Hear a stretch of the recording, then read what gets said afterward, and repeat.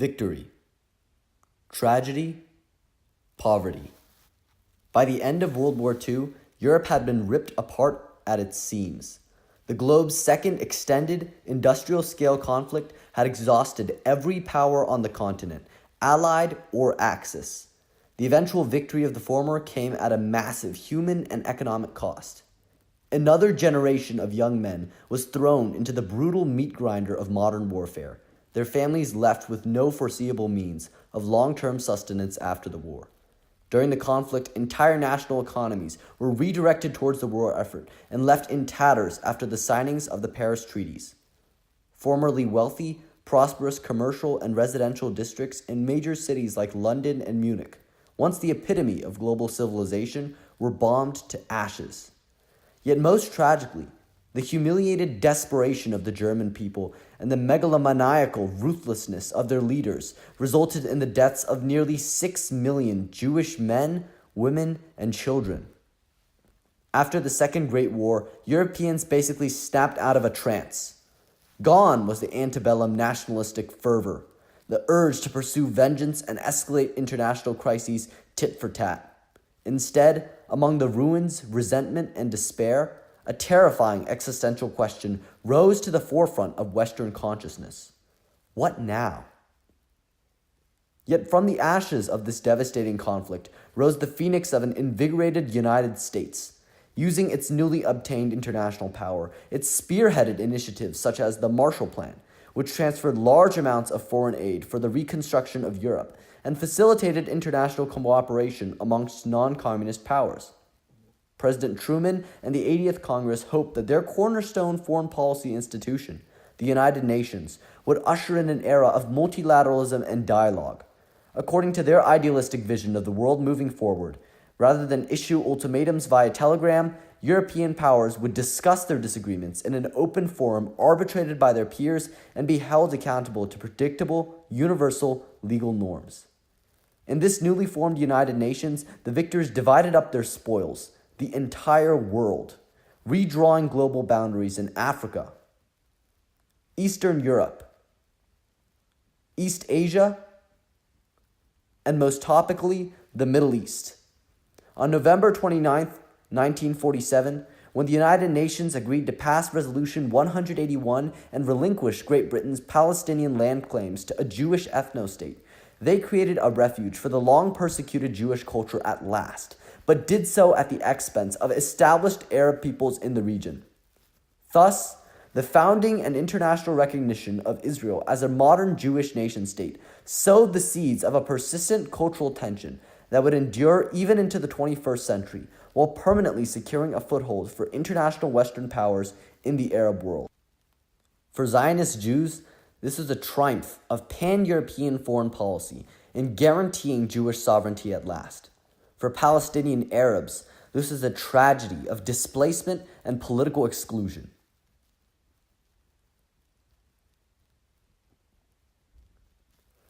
Though the modern state of Israel was only formally established during the late 1940s due to the formal recognition of its sovereignty by the UN, its formation was the result of far-reaching, powerful historical trends. The specific city of Jerusalem, located in the Palestinian region, holds immense significance in the Jewish religion. It is the holy city, the designated capital of the Israeli state. More specifically, the Temple Mount is the most sacred earthly location for Judaism, where two temples built by Jewish religious figures, King Solomon and King David, once stood, and where God's presence is most powerful according to the Jewish religion. Thus, since the time of the Roman Empire, after the Jews were driven out of this region, there has long been a sizable Jewish presence as well as a cultural desire to reestablish this homeland on a larger scale.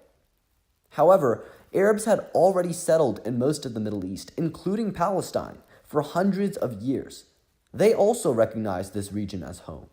To further complicate matters, a holy Islamic site and one of the oldest pieces of Islamic architecture, the Dome on the Rock, is located at the same spot, the Temple Mount.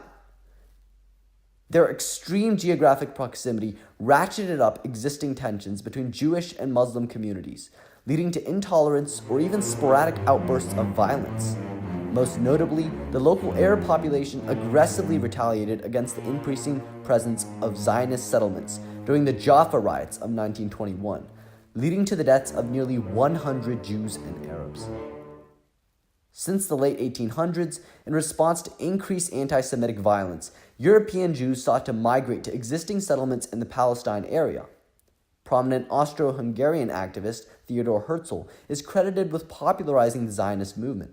In the face of thousands of deaths due to pogroms or mass lynchings of Jewish people in hyper-nationalist European enclaves, Jews like Herzl dreamed of establishing their own autonomous government, appealing to the media and national governments for support.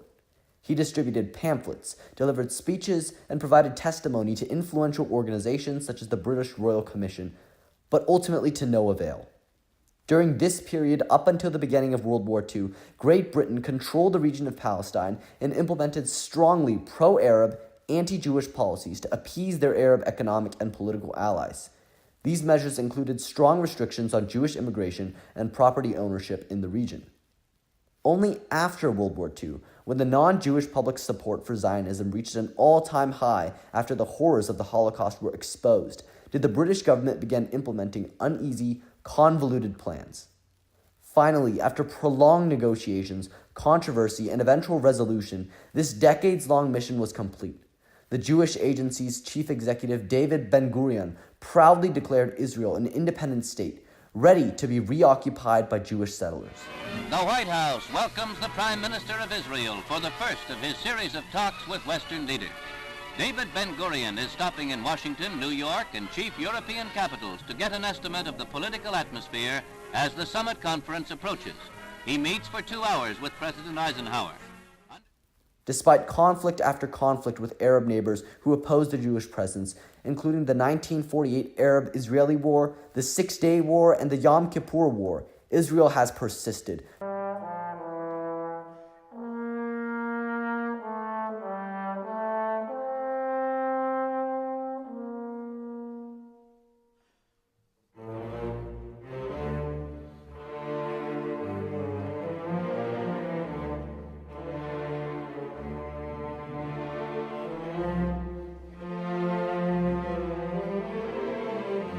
Continuing to build its economic and diplomatic might in the middle of this political upheaval.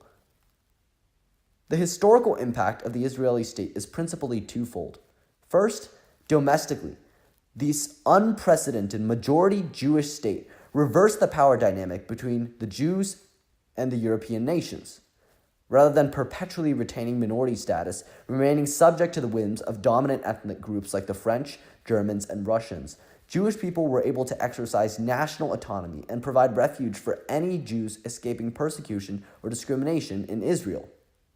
Unfortunately, Jewish empowerment also aggravated hostilities. The already settled Palestinian Arabs were not represented adequately in the Israeli legislature and frequently protested against or attacked Israel's government for unlawful land seizure, property demolition, and civilian killings.